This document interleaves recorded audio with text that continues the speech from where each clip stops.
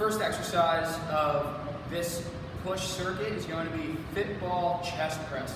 Now, don't worry how much weight they use, just make sure that they can control it. It's a great core exercise as well. So roll down onto that fit ball, keep their hips up, glutes squeezed tight, eyes towards the ceiling, and we're going to bring our arms down to the side of our ribcage, press up and squeeze at the top. We're going to continue to do this for the entire minute. Make sure that people are keeping their hips up and elbows down and back as they press. The second exercise of the day is going to be a lunge hold or a half kneeling tricep extension. So we're going to have single arm tricep extension in a half kneeling position, pressing from behind the head, straight out, overhead. And this demonstrated in a lunge hold would look like this.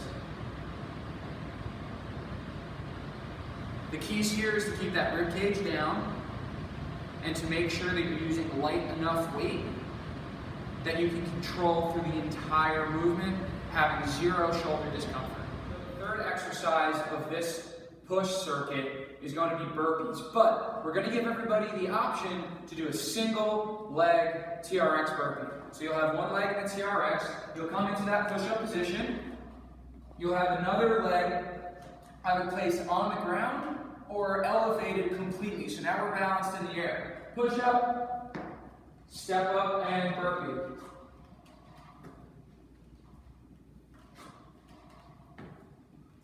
Of course, you can do a regular burpee or a regular single leg burpee as well.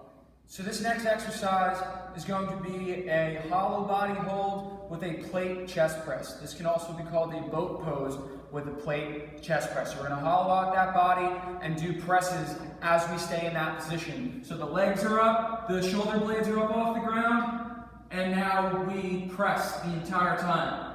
Make sure to use a weight that you can control, and make sure that they're keeping their lower back pressed into the ground, making sure that nothing flares, everything's locked in. Next exercise, you can actually keep that plate right in your hands, and you can go into a squat plate press, but we're going to press while we're at the bottom. So we're going to come into the bottom of the squat, press forward, come back, and then we're going to repeat.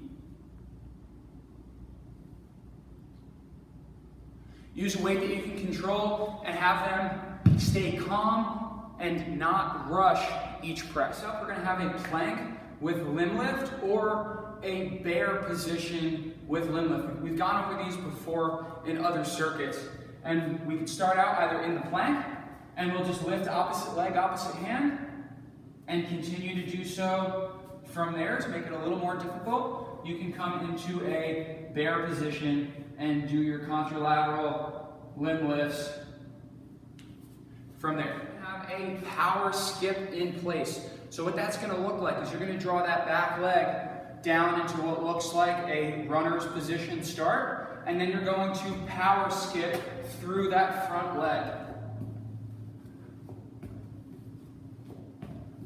Making sure you use your calf, Achilles, and that foot as a spring to really shoot you up, and also using your glutes to pull those hips forward in the first place. Next, we're going to have a slam ball or medicine ball Russian twist. And all that's going to look like is our feet can either stay on the ground or up off the ground. I'm going to demonstrate both. Feet on the ground will look like this, tapping from one side to another. Feet off the ground will look just as similar. Next is a runner lunge. This one gets a little funky, which makes it quite a bit of fun to coach. We're going to have a quick feet shift and then a total lunge. So we're going to start with the left foot forward, shift right foot forward, shift left foot forward, and lunge. And now we'll do it just a little bit faster. Shift, shift, lunge. Shift, shift, lunge. And what you'll do is you'll do 30 seconds with that left foot forward, and then 30 seconds with that right foot. We're going to have push-up jacks. So the basis of this is when the feet are together, the hands are apart. When the hands are together, the feet are apart. So from that aerial view, it'll look like this.